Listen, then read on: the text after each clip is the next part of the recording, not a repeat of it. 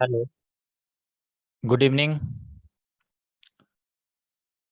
तो एक बार चैट में ज़रा बता दीजिए, साउंड और स्क्रीन सब ओके है? साउंड ठीक से आ रही है ना? ओके, ठीक है। तो हम लोग एसिड की प्रॉपर्टीज कर रहे थे, राइट? और एसिड की प्रॉपर्टीज में हम लोगों ने 3-4 प्रॉपर्टीज देख भी ली थी। आई थिंक हम लोगों ने 4 या 5 प्रॉपर्टी पिछली क्लासेस में देख ली थी। अब इसके आगे हम लोग यहाँ से शुरू करेंगे। ओके, तो मैंने आप लोगों को बोला था भाई कि थोड़ा सा जो बेसिक वाली चीजें थी कि फॉर्मूले कैसे बनते हैं और पीछे वाली जो चीजें थी उसको रिवाइज कर लीजिएगा। आई होप कि आप लोगों ने रिवाइज किए हो, ठीक है ना? पलट कर अगर मैं किसी से पूछूं तो जवाब मिल जाए।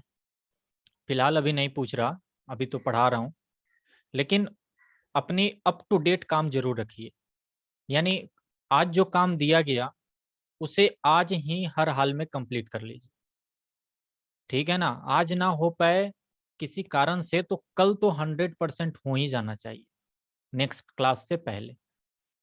अगर पर डे का काम पर डे करते चलोगे ना तो समझो कि फिर सब बेहतरीन होता जाएगा। और जो लोग आलसी होते हैं ना, सोचते हैं कि एक ही दिन बैठेंगे और 3-4 लेक्चर देख लेंगे और कंप्लीट हो जाएगा 4 दिन का हमारा एक ही बार में, वो लोग फिर ठीक से नहीं पढ़ पाते हैं। बहुत जल्दीबाजी में वीडियो देखेंगे, समझेंगे भी नहीं और अच्छे से नोट्स भी नहीं बनाएंगे। तो इसीलिए पर डे का काम पर डे कीजिए। चलिए, तो हम लोगों ने एसिड की प्रॉपर्टीज के बारे में हम लोग बात कर रहे थे। और एसिड की प्रॉपर्टीज में हम लोग ये सारी प्रॉपर्टीज बात कर लिए थे कि एसिड का टेस्ट सॉर होता है, एसिड जो है सो ब्लू लिटमस को फाइनली रेड में बदल देगा, या पर्पल लिटमस होगा उसको भी फाइनली रेड में बदल देगा। एसिड दो होता है ये लिटमस के अलावा और भी इंडिकेटर्स, जैसे कि मिथाइल ऑरेंज है, इसको क्या करेगा, मिथाइल ऑरेंज के साथ जब एसिड का रिएक्शन होगा तो फाइनली रेड में बदल देगा। फिनोप्थिलीन जो कि कलरलेस होता है और एसिड के साथ रिएक्शन पर भी कलरलेस ही रहेगा। टर्मेरिक जो कि येलो रहता है, एसिड के साथ रिएक्शन करने पर भी येलो ही रहेगा। तो एक्चुअल में कहें तो फिनोप्थिलीन और टर्मेरिक जो होता है ना, जनरली हम लोग बेस के लिए यूज करते हैं, क्योंकि एसिड के साथ तो इस पे कोई प्रभाव पड़ता नहीं है। तो एक्चुअल में इन दोनों का यूज बेस के लिए ज्यादा किया जाता है, ठीक है? फिर हम लोगों ने कोरोजिव नेचर देखा था कि एसिड जो होते हैं खतरनाक होते हैं, अगर हमारे शरीर पे गिर जाए या कपड़े पर गिर जाए तो वो सबको खराब कर देगा। और उसके बाद हम लोगों ने एक ये प्रॉपर्टीज देखी थी कि इलेक्ट्रिसिटी को कंडक्ट करेगा। ये इलेक्ट्रिसिटी को कंडक्ट करेगा कब? कब ये इलेक्ट्रिसिटी को कंडक्ट करेगा? जब ये एसिड वाटर में हो, ठीक है ना? यानी solution of acids in water conduct electricity. ऐसा नहीं है कि एसिड सॉलिड के फॉर्म में है या किसी दूसरे फॉर्म में तो करेगा। एसिड जब पानी में मिलाओगे तभी कोई भी एसिड, जैसे फॉर एग्जांपल HCl मैंने ले लिया, इसको जब आप पानी में डालोगे तभी H+ अलग होगा और Cl- अलग होगा, ठीक ना? तभी तो आयन बनेंगे और ये चार्जेस बनेंगे, पॉजिटिव चार्ज और निगेटिव चार्ज। और उस सॉल्यूशन में हमें क्या चाहिए? चार्जेस ही तो चाहिए। तो यानी कि जैसे ही यहाँ पे पॉजिटिव चार्ज और निगेटिव चार्ज जनरेट होंगे, ये मूव करेंगे और इनके मूवमेंट के कारण इलेक्ट्रिसिटी का प्रोडक्शन होगा और इलेक्ट्रिसिटी कंडक्ट होगी। तो यहाँ तक हम लोग पिछली क्लासेस में बात कर चुके थे। अब इसके आगे हम लोग देखते हैं। चलिए, अब हम लोग करते हैं रिएक्शन विथ मेटल्स। एसिड का रिएक्शन करेंगे मेटल के साथ। ओके, देखिए, acids react with active metals, give us salt, metal salt and hydrogen gas। क्योंकि मेटल के साथ रिएक्शन हो रहा है तो मेटल साल्ट ही बनेगा। और जनरली जो साल्ट बनते हैं, मैंने आप लोगों को बताया भी था कि साल्ट का फॉर्मेट जो होता है वो ऐसे ही होता है। जनरली मेटल होता है और उसके बाद कोई निगेटिव वाला एनाइन होगा। क्लियर है ना? जैसे कि NaCl, तो देखिए Na एक मेटल है, Cl एक निगेटिव आयन होता है, Cl-। क्या याद आई बात? तो ऐसे ही हम साल्ट्स बनाएंगे। तो जब मेटल का रिएक्शन एसिड से होगा तो ये हमें साल्ट देगा और हाइड्रोजन गैस देगा। यानी कि इसको अगर हम लिखना चाहें तो ऐसे लिख सकते हैं कि ये रहा आपका एसिड, इसकी रिएक्शन हमने कराई मेटल के साथ, और जैसे इसकी रिएक्शन हमने मेटल के साथ कराई तो ये बन गया साल्ट, और उसके आगे बन गया H2 गैस। अभी ये रिएक्शन देखिएगा कैसे आएगा। पहले तो ये इतना याद हो जाना चाहिए कि मेटल के साथ एसिड का रिएक्शन होगा तो साल्ट बनेगा और H2 गैस बनेगा। जैसे एग्जांपल देखिए, अब जैसे मान के चलिए हमने मेटल ले लिया जिंक। जिंक एक मेटल है, सभी लोग जानते हैं, जिंक सॉलिड के फॉर्मेट में हमने ले लिया, और इसकी रिएक्शन हमने एसिड से कराई, जैसे कि हमने H2SO4 के साथ करा दी। H2SO4 सल्फ्यूरिक एसिड सबको याद है, डाइल्यूटेड ले लेते हैं, और H2SO4 एक्वस लिखेंगे। क्यों एक्वस लिखा हमने? क्योंकि H2SO4 एक सॉल्यूशन है, ठीक है ना, इसलिए हमने एक्वस लिखा। तो जब इन दोनों की रिएक्शन होगी तो क्या बनेगा भैया? साल्ट बनेगा और H2 गैस बनेगा। तो साल्ट कैसे बनता है? मेटल और निगेटिव आयन। तो इसमें बताओ मेटल कौन सा है? इधर आपको कौन सा मेटल दिख रहा है? साफ साफ दिख रहा है कि ये आपका मेटल है। और निगेटिव आयन कौन सा है? ये सल्फेट है। तो यानी कि हमारा जो साल्ट बना वो ZnSO4 बन गया, ठीक है ना। और ये जो H2 यहाँ बच गया, ये H2 गैस यहाँ पे रिमूव हो जाएगा। क्लियर? रिमूवल के लिए हम लोग ऐसे दिखा देते हैं कि H2 गैस रिमूव हो गया। जैसे एक और एग्जांपल देखिए और अच्छे से समझ में आएगा। हम अब क्या करते हैं, जिंक की रिएक्शन फिर से करते हैं, लेकिन अब HCl से करते हैं। अब बताइए क्या होगा? तो फिर से हम कहेंगे कि मेटल साल्ट बनाओ। तो मेटल कौन सा है? जिंक। और इसके साथ निगेटिव एक आएगा ना साल्ट बनने के लिए, तो ये Cl। तो यानी कि ये बन गया ZnCl2, क्योंकि मैंने बताया था कि जिंक ज्यादा केसेस में +2 में ही एग्जिस्ट करते हैं, तो इसीलिए ये ZnCl2 बनेगा, ठीक है ना, क्योंकि जिंक +2 में ही मोस्टली एग्जिस्ट करते हैं। तो 2 क्लोरीन लेगा क्योंकि क्लोरीन एक एक माइनस होता है, और बच्चा एक हाइड्रोजन, एक और हाइड्रोजन से मिलके यहाँ पर H2 गैस बना लेगा। क्योंकि रिएक्शन होगी तो एक HCl तो होगा नहीं ना, बहुत सारे HCl होंगे, तो एक HCl का एक H और दूसरे HCl का एक H, दोनों H मिलेंगे और ये बन जाएगा। इस फॉर्मूले को बैलेंस करना चाहो तो यहाँ 2 लिख दो, देखो ये फॉर्मूला भी बैलेंस हो गया, ठीक है ना। तो मैं ये सिखा रहा हूं कि आखिर मेटल साल्ट आप बनाओगे कैसे, ठीक है ना। कई लोग इसमें कंफ्यूज हो जाते हैं कि मेटल साल्ट बनेगा कैसे, ZnSO4 ये बना कैसे। तो यहीं से आपको एक्सट्रैक्ट करना है कि साल्ट का फॉर्मेट होता है मेटल प्लस निगेटिव आयन। तो यहां से हमने लिया ये मेटल और ये लिया निगेटिव आयन। क्या बात समझ में आई? आगे देखिए, अब थोड़ा सा मेटल हम लोग बदल देते हैं। ऐसा करते हैं, मेटल हम लोग लेते हैं मैग्नीशियम, और एसिड अभी भी HCl नहीं रखते हैं, एक्वस। अच्छा, इधर एक बात ध्यान रखिएगा कि चूंकि हम लोग एक्वस में काम कर रहे हैं तो H2 गैस तो निकल गया, तो ये ZnSO4 एक्वस बच जाएगा, क्योंकि सॉल्यूशन तो रहेगा ही ना। ये जिंक के साथ HCl का रिएक्शन हुआ तो ये भी एक्वस बन जाएगा। क्लियर? ये एक्वस था। मतलब सॉल्यूशन रिएक्शन होने के लिए एक तो सॉल्यूशन होना ही चाहिए ना, या दोनों गैस होना चाहिए, या एक कम से कम सॉल्यूशन होना चाहिए। दो सॉलिड में रिएक्शन बहुत जनरली ही होती है कि दो सॉलिड रखा है और वापस में रिएक्शन कर जाए। तो एक ये सॉलिड है तो एक लिक्विड होना चाहिए, तभी तो सॉलिड को लिक्विड में डालेंगे और रिएक्शन होगी। मैं इस पर एक एक्टिविटी भी कराने वाला हूं, अभी आगे देखिएगा। फिलहाल बताइए, अब हम लोग मैग्नीशियम एक मेटल है और HCl आपका एसिड है, इसका रिएक्शन होगा तो क्या बनेगा? साल्ट। मैग्नीशियम +2 में होता है तो यानी MgCl2 एक्वस के फॉर्मेट में, और उसके बाद एक हाइड्रोजन एक HCl का और दूसरे HCl का एक हाइड्रोजन आएगा और दोनों मिलकर बन जाएंगे H2 गैस, ये निकल जाएगा। क्या बात समझ में आई? बैलेंस कर लो फॉर्मूले को, 2 हाइड्रोजन है, 2 Cl है, तो इसको 2 से मल्टीप्लाई कर लो, बैलेंस हो गया। मैग्नीशियम एक है, मैग्नीशियम एक है। अगर हम आयरन की बात करें, Fe, ठीक, तो अगर आयरन की बात करें हम, इसको अगर जब हम HCl से रिएक्शन कराएंगे तो ये भी क्या बन जाएगा, FeCl2। और जब अगर FeCl2 बना तो इसका नाम क्या होगा, फेरस। अगर FeCl3 बनता तो फेरिक।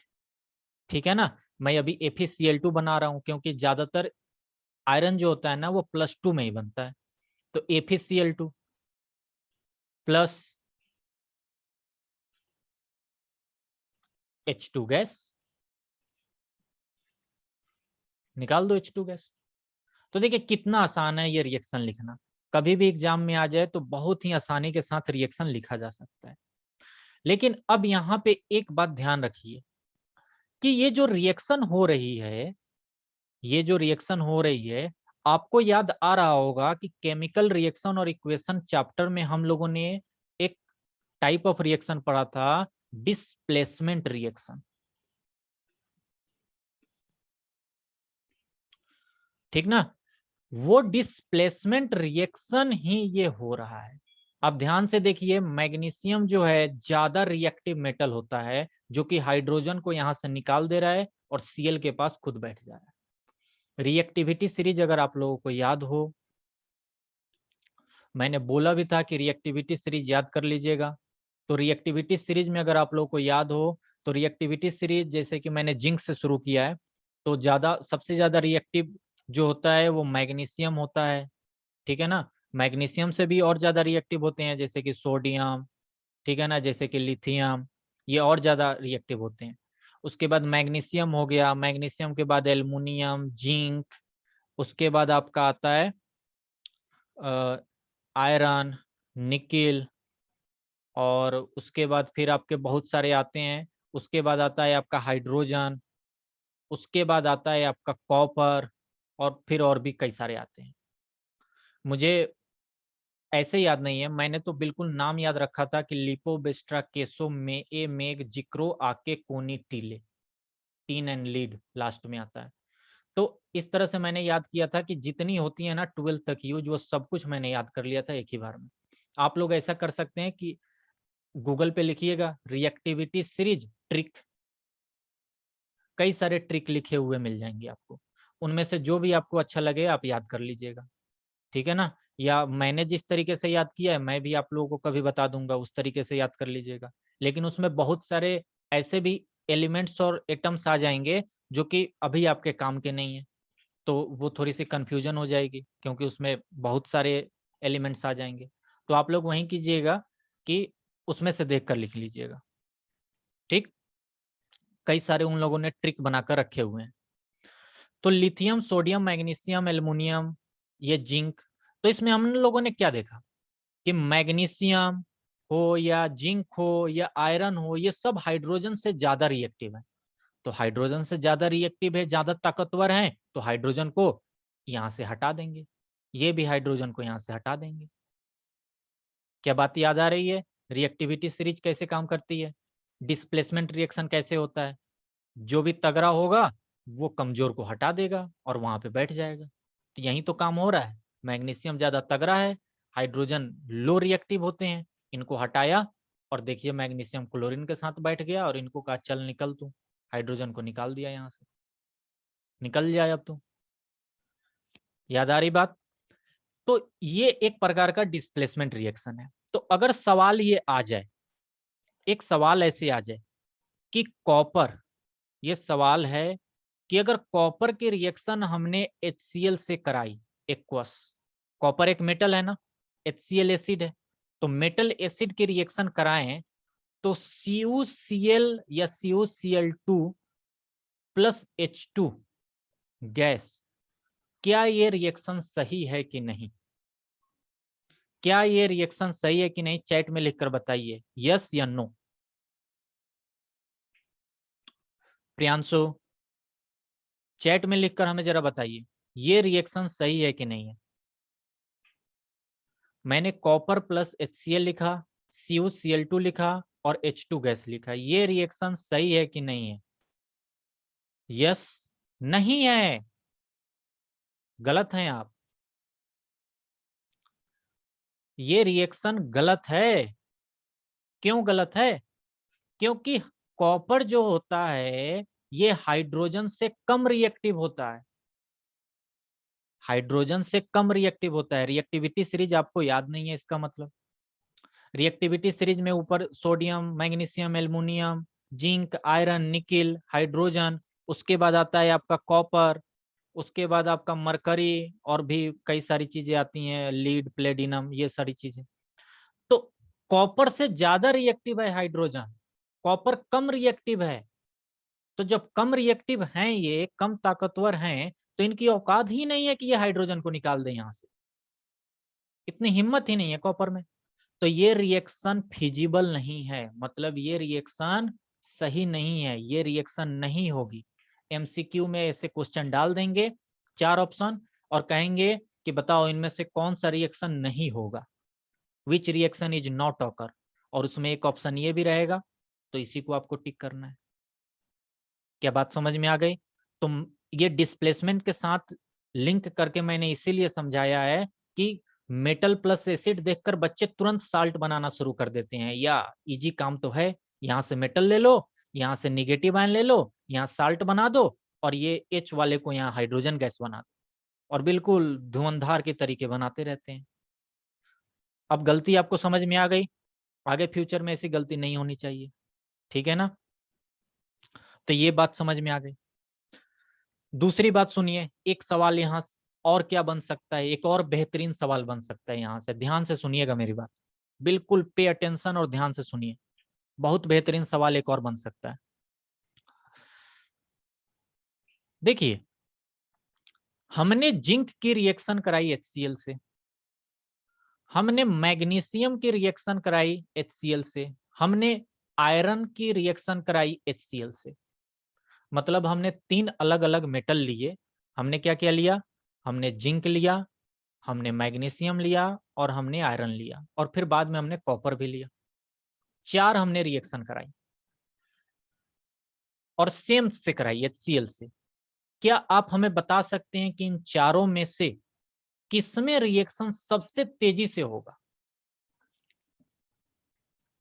मतलब मैं ये पूछ रहा हूं कि रेट ऑफ रिएक्शन क्या होगा, इन चारों में से सबसे तेजी में किसमें रिएक्शन होगा? चैट में लिखिए फटाक से। जिंक के साथ होगा कि मैग्नीशियम के साथ होगा कि आयरन के साथ होगा कि कॉपर के साथ होगा? ये 4 ऑप्शन रहेंगे और MCQ टाइप बन सकता है कि बताओ इनमें से कौन किसके साथ सबसे तेज रिएक्शन होगा, रेट ऑफ रिएक्शन सबसे ज्यादा होगा।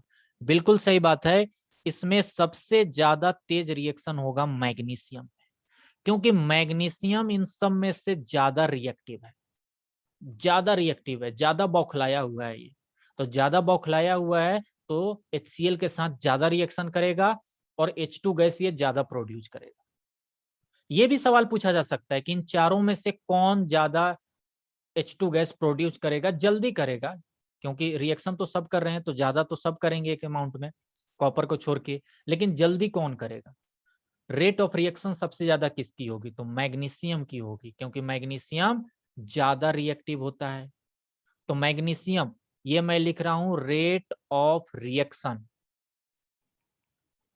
मैग्नीशियम की सबसे ज्यादा होगी, उसके बाद होगी आपकी जिंक के साथ, और उसके बाद होगी आपकी आयरन के साथ, और कॉपर के साथ सबसे लास्ट में।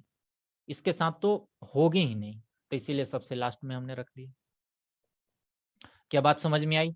तो ऐसे ही 4 ऑप्शन आ जाएंगे और आपसे पूछा जा सकता है कि बताइए एसिड के साथ रेट ऑफ रिएक्शन किसका सबसे ज्यादा होगा, किसका सबसे कम होगा। यहां से एक दूसरा सवाल ये भी बन सकता है, ठीक है ना? समझ में आई बात? चलिए, मजा आ रहा है कि नहीं? समझ में आ रहा है सब कुछ? तो रेट ऑफ रिएक्शन सबको समझ में आ गया कि अभी हमने जो लिखा है उसके अनुसार मैग्नीशियम में सबसे ज्यादा, उसके बाद जिंक में, उसके बाद आयरन में, उसके बाद कॉपर में। तो रिएक्टिविटी सीरीज आपको याद कर लेनी है। जब आप रिएक्टिविटी सीरीज याद कर लोगे तो क्या होगा, तीन चारों के अलावा कोई और मेटल अगर होगा तो भी आप बता दोगे। अभी तो हमने 4 ही मेटल पर बात की, तो इसके अनुसार मैंने ये रेट लिख दिया है, रेट ऑफ रिएक्शन। क्लियर? अब इसकी एक एक्टिविटी देखते हैं जो कि एनसीईआरटी में दी गई। देखिए, this is the activity, activity number 2.3। ये है एक्टिविटी नंबर 2.3। देखिए, इस एक्टिविटी में क्या किया गया है, जो मैंने सबसे पहला वाला कराया है ना, सेम वही है, सेम वही है। आप रफ कॉपी आपके पास होगी, रफ कॉपी खोल कर रखिएगा, मैं जो बोल रहा हूं उसको लिखिएगा। देखिए, एक्टिविटी 2.3 में बोला जा रहा है कि this activity needs the teacher assignment, मतलब कि टीचर की निगरानी में कीजिए, क्योंकि ये हार्मफुल भी हो सकता है, इसलिए लिखा गया है। उसके बाद देखिए, इन्होंने कहा कि ऐसा सेट बना लो और क्या करो कि 5 ml डाइल्यूट सल्फ्यूरिक एसिड लो, यानी कि H2SO4 लो। तो हमने क्या किया, ये देखिए, ये डाइल्यूट सल्फ्यूरिक एसिड हमने ले लिया है, ये ले लिया हमने डाइल्यूट सल्फ्यूरिक एसिड इस टेस्ट ट्यूब में। ओके, और फिर उसमें बोला जा रहा है कि उसमें ऐड करो जिंक ग्रेन्यूल्स, मतलब कि जिंक के छोटे छोटे टुकड़े इसमें डाल दो। तो ये देखिए, छोटे छोटे टुकड़े, ये नीचे वाले छोटे छोटे टुकड़े हैं, ये है, ये है, ये है, ये छोटे छोटे टुकड़े जो हैं ये जिंक के हैं। तो जैसे ही हम एसिड में मेटल हमने डाला, ये एसिड है H2SO4, और ये जिंक जो है सो मेटल है। तो जैसे ही हमने डाला, इसमें हाइड्रोजन गैस के बबल्स बनने लगे, ठीक है ना। और सॉल्यूशन किस में चेंज होने लगा, अब सॉल्यूशन H2SO4 में ना बन के, ना रह के, अब क्या होगा कि वो ZnSO4 में चेंज होते जाएगा, क्योंकि जिंक जो है वो SO4 के साथ मिलता जाएगा और H2 गैस यहां से निकलता जाएगा। ये बात समझ में आ रही है ना।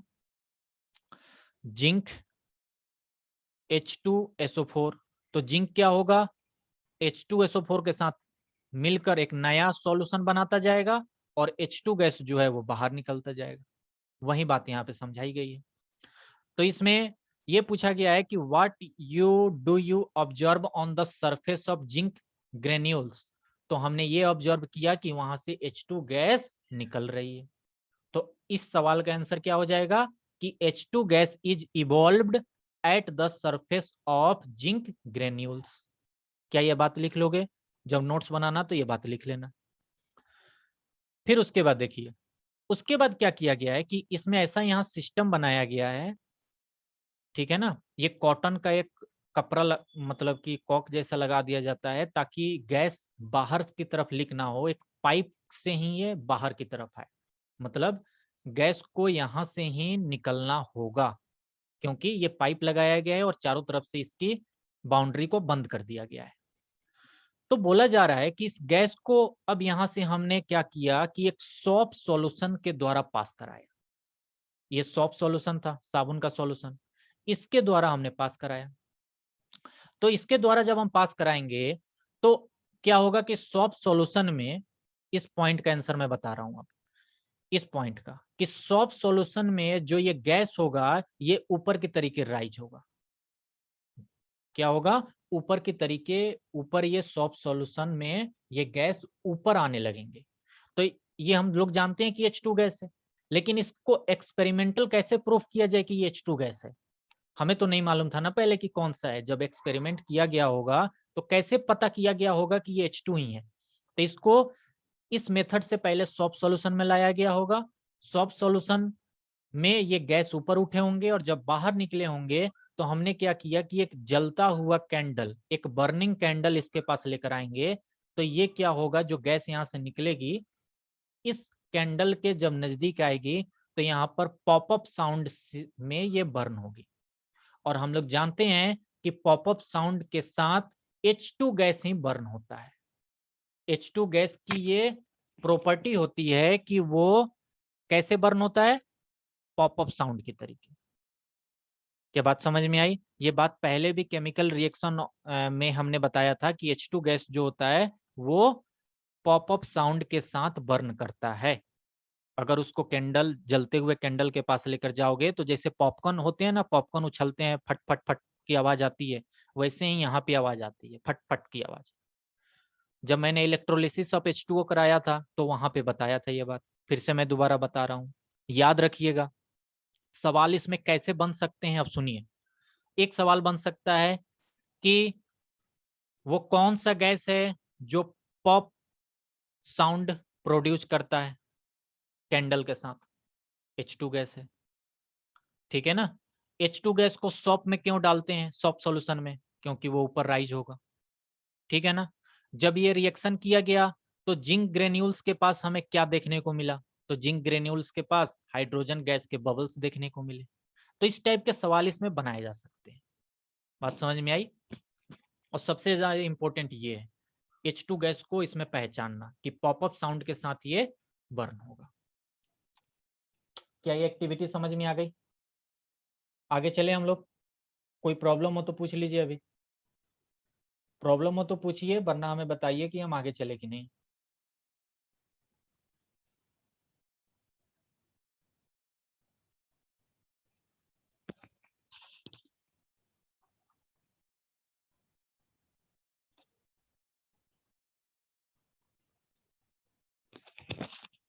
हाँ,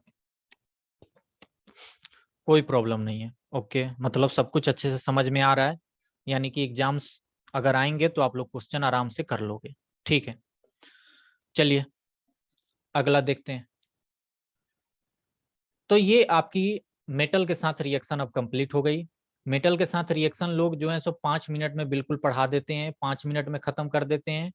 और देखिए मैंने यहाँ पे आप लोगों को इतना टाइम लेकर समझाया है, तो आई थिंक अब आप लोगों को समझ में आ जाना चाहिए कि ये 5 मिनट का कंसेप्ट नहीं है, समय लगता है इसको समझने में, और इसके बेसिस पर 5-6 वैरायटी के सवाल बनाए जा सकते हैं। मैंने सारे सवाल भी आप लोगों को करवाएं, समझाएं। तो अब मतलब इस टॉपिक से सवाल आए तो गलती मत करना, ठीक है ना। इतनी बड़ी ब्लंडर मिस्टेक मत कर देना कि इतना समझाने के बाद भी इस टॉपिक से सवाल गलत हो जाए। अब देखिए, अब हम लोग अगला रिएक्शन करते हैं, reaction with metal carbonate and metal bicarbonate. Bicarbonate को हाइड्रोजन कार्बोनेट भी बोला जाता है। तो एक तो आपका मेटल रहेगा और उसके बाद कार्बोनेट। कार्बोनेट आपको याद है CO3 2-, ठीक है ना। तो मेटल कार्बोनेट के साथ हम एसिड का रिएक्शन करेंगे, और मेटल बाइकार्बोनेट। मेटल और बाइकार्बोनेट का मतलब होता है कि जैसे कि CO3 2- था ना, तो एक H+ आकर इसका एक निगेटिव खत्म कर देता है और एक निगेटिव टोटल बचता है। यानी बाइकार्बोनेट कहते हैं HCO3 एक माइनस क्यों? क्योंकि एक H आकर एक माइनस को कैंसिल कर दिया, तो 2 माइनस पहले थे तो अब एक ही माइनस तो बचेगा। तो इसीलिए इसका एक और नाम होता है हाइड्रोजन कार्बोनेट, क्योंकि एक हाइड्रोजन है और ये कार्बोनेट है। तो या तो बाइकार्बोनेट बोलो या हाइड्रोजन कार्बोनेट बोलो। तो देखिए, जब भी एसिड की रिएक्शन मेटल कार्बोनेट या मेटल बाइकार्बोनेट के साथ होगी तो 3 चीजें बनती हैं। क्या क्या? एक तो आपका साल्ट बनेगा, दूसरा कार्बन डाइऑक्साइड गैस बनेगा, इस कार्बन डाइऑक्साइड गैस CO2, और तीसरा है आपका वाटर बनेगा यानी H2O। ये जो कार्बन डाइऑक्साइड गैस है, इसको पहचानने का तरीका होता है ब्रिस्क इफरवेंसेंस। इसका मतलब होता है कि बहुत तेज बदबूदार, जब ये रिएक्शन होती है ना और जब गैस निकलती है तो बहुत तेज बदबू की तरीके, ये मतलब कि हमें हमारे नाकों में आती है, बहुत बदबू करती है ये। तो हम समझ जाते हैं कि हाँ, यहाँ पे CO2 गैस निकली है। तो CO2 गैस की पहचान है ये ब्रिस्क इफरवेंसेंस। जैसे H2 गैस की पहचान थी कि जब उसको बर्निंग कैंडल के पास लेकर जाओगे तो वो पॉप पॉप साउंड की तरीके बर्न करेगा, वैसे ही CO2 गैस की ये पहचान है कि ये तेज बदबूदार की तरीके इसकी स्मेल होती है, ठीक है ना। उबलता हुआ बिल्कुल उज्जेतिज और चमकता हुआ बिल्कुल ये तेज बदबूदार की तरीके आता है हमारी नाकों में। तो यानी कहने का मतलब ये है कि अगर हम मेटल कार्बोनेट लें या हम मेटल बाइकार्बोनेट लें, और मेटल कार्बोनेट लें या मेटल बाइकार्बोनेट लें, और इसकी रिएक्शन जब हम एसिड के साथ कराएंगे तो क्या क्या बनेगा? तो तीन चीजें बनेंगी। क्या क्या बनेगा? एक तो साल्ट बनेगा, दूसरा CO2 गैस बनेगी, ठीक ना, और तीसरा H2O लिक्विड बनेगी। क्या बात समझ में आई? तो ये नियम याद हो जाना चाहिए कि मेटल कार्बोनेट और बाइकार्बोनेट के साथ CO2 गैस निकलता है। ये आप देख भी लीजिए ना, कार्बोनेट में जो है, कार्बोनेट में CO3, बाइकार्बोनेट में भी CO3, तो यहां से एक हाइड्रोजन को लूज करके ये CO2 ही तो बनेगा। तो इससे भी आप याद रख सकते हो कि कार्बोनेट होता है CO3, बाइकार्बोनेट भी HCO3। तो यानी कि इसमें कौन सी गैस निकलेगी? तो CO2 गैस निकलेगी। ठीक है ना, ये याद करने का एक रूल भी ऐसा हो सकता है। अब जैसे एग्जांपल देखिए, जैसे एक एग्जांपल मैं करा रहा हूं, सोडियम कार्बोनेट। कार्बोनेट के साथ दो सोडियम आएगा क्योंकि कार्बोनेट +2 होता है और Na+1 होता है। वो -2 होता है, कार्बोनेट -2 होता है, और सोडियम एक प्लस होता है तो दो सोडियम आएगा। तो Na2CO3 सोडियम कार्बोनेट सॉलिड के फॉर्मेट में है। इसकी रिएक्शन हमने मान के चलिए HCl से करा दी, तो क्या क्या बनेगा भैया? कार साल्ट बनाओ। और साल्ट का फॉर्मेट कैसा होता है? याद होना चाहिए कि मेटल और निगेटिव आयन। तो इसमें आपको मेटल कौन सा दिख रहा है? सोडियम, सोडियम मेटल दिख रहा है ना Na। और निगेटिव आयन ये तो हटा ही दो क्योंकि ये तो CO2 के फॉर्मेट में चला जाएगा, तो ये क्लोरीन ही तो है, तो यानी कि साल्ट बन गया NaCl।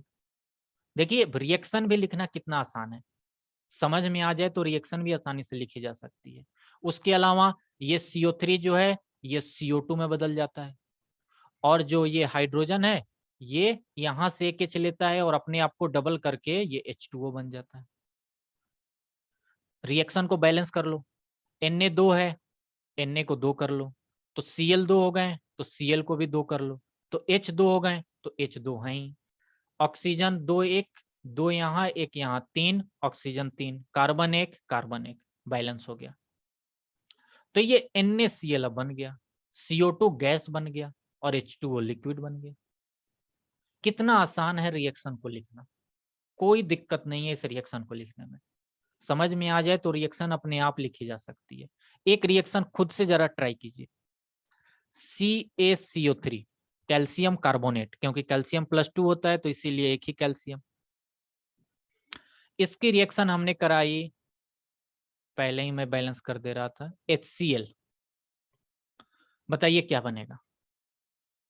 बिल्कुल आप लोग सोच सकते हैं इस चीज को कि यहां से मेटल उठाओ, यहां से उसका निगेटिव पार्ट उठाओ और ये बना दो साल्ट, और Ca के साथ तो 2 Cl आएंगे क्योंकि कैल्शियम +2 होता है, और उसके बाद ये CO3 जो है सो CO2 में बदल जाएगा, और यहाँ से एक ऑक्सीजन और यहाँ से 2 हाइड्रोजन मिलकर H2O बना देंगे। रिएक्शन को बैलेंस कर लो तो यहाँ पर 2 आ जाएगा, और मेरे ख्याल से बाकी का ये बैलेंस हो गया। कितना आसान है रिएक्शन लिखना और समझना, बिल्कुल कोई दिक्कत नहीं है। ये जो CaCO3 होता है ये आपको मालूम होना चाहिए कि ये लाइमस्टोन होता है, ठीक है ना, या चौक या फिर मार्बल, इन तीनों का जो फॉर्मूला होता है ना ये CaCO3 होता है। एक और रिएक्शन देखिए, एक और रिएक्शन मैं करा रहा हूं। सोडियम कार्बोनेट हो गया ना, अब सोडियम बाइकार्बोनेट देख लो। अब बताओ, मैंने सोडियम के साथ बाइकार्बोनेट के साथ एक ही सोडियम क्यों लिखा? क्योंकि बाइकार्बोनेट एक माइनस होता है, क्योंकि एक हाइड्रोजन ले लेता है, तो सोडियम बाइकार्बोनेट। इसकी रिएक्शन कराओ HCl के साथ, क्या हो जाएगा? यहां से मेटल उठा लो, यहां से निगेटिव पार्ट उठा लो, ये बन गया NaCl साल्ट।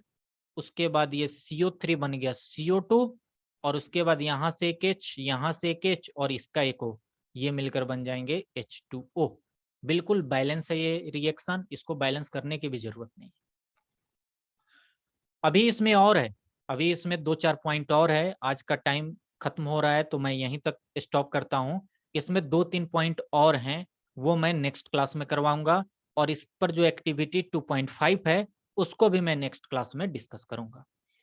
यहाँ तक बताइए, अभी तक कोई दिक्कत, कोई प्रॉब्लम जो कि आपकी मदद की जाए, आपको समझाया जाए? एनी प्रॉब्लम, कोई क्वेश्चन?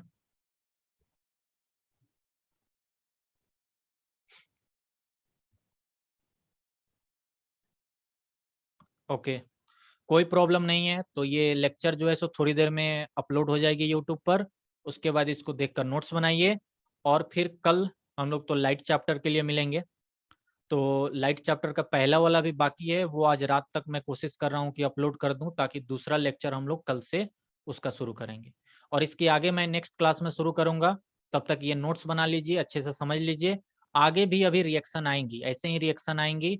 तो रिएक्शन लिखने का तरीका भी मैं समझा रहा हूँ, याद करने का भी तरीका समझा रहा हूँ, ऐसे क्वेश्चंस भी साथ साथ करते चल रहा हूँ, ताकि आपको कोई दिक्कत ना हो। ओके, चलिए फिर मिलते हैं नेक्स्ट क्लास में। तब तक ख्याल रखिए अपना और अपने घर वालों का, और पढ़ते रहिए, मौज करते रहिए। ओके, चलिए बाय।